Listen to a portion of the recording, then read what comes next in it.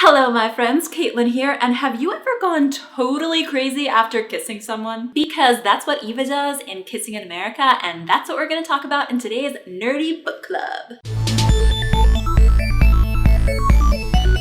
So, the book Kissing in America by Margo Rabb. It's a young adult coming-of-age novel starring Eva, a romance novel-obsessed New York City gal, and her best friend Annie, her super smart science-obsessed best friend. Eva falls in love with the popular boy Will, and after several months of tutoring him in writing and some bonding over the loss of family members, they kiss, and everything seems awesome. But then Will has to move to California to be with his dad, and this breaks Eva's heart. But hey, the romance doesn't seem to die out. They write letters back and forth to one another, snail mail. So Eva decides that she's going to visit Will in Cali. But how? Well, getting Annie to be a contestant in the Smartest Girl in America contest, of course. And after a bit of parental maneuvering, they are off on a bus tour of America to the contest in Will's arms. Why would they take a bus from New York City to Los Angeles instead of fly? Do they have some kind of twisted death wish? No, they're just poor teenagers, and Eva's dad kind of died in a really awful plane crash,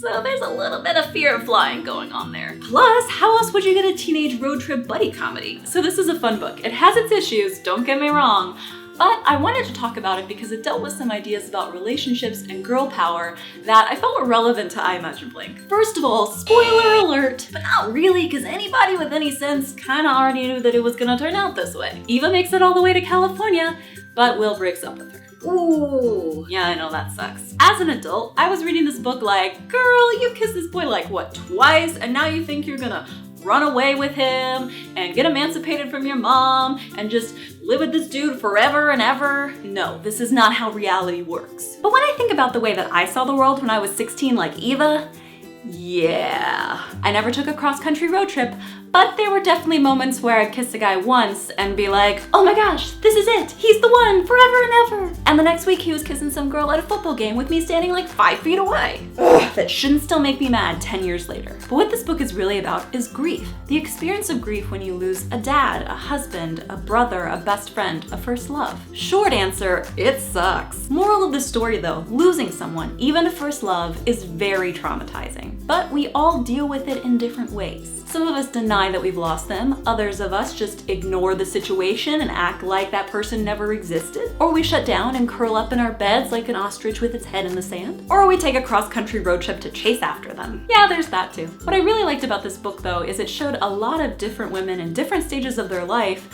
with different kinds of grief. Like a middle-aged mom who'd lost her husband and was trying to get back to some sort of stability in her life by getting remarried. A girl who desperately wanted a romance novel kind of sweeping love. A perfect daughter who felt the weight of her immigrant parents' expectations on her. A woman experiencing a late-in-life pregnancy after a miscarriage and fertility issues. And that's just a few of them. It showed them all going through the different types of grief that we have in life, and it didn't brush any of them off as insignificant. We all have griefs, and we all deal with them differently. But what Eva learned was that 1, you have to deal with it, and 2, you need time and the support of others. Don't try to bottle it up and then funnel it into a crazy romance for a guy. And if you do, know it's okay, because we all go a little bit love crazy sometimes. So what do you think? What's the craziest thing that you've done for love before? Tell me down in the comments. Plus, remember to like, favorite, share, and subscribe if this video made you smile. If you're interested in checking out Kissing in America by Margo Rabb, I've put a helpful little link down in the description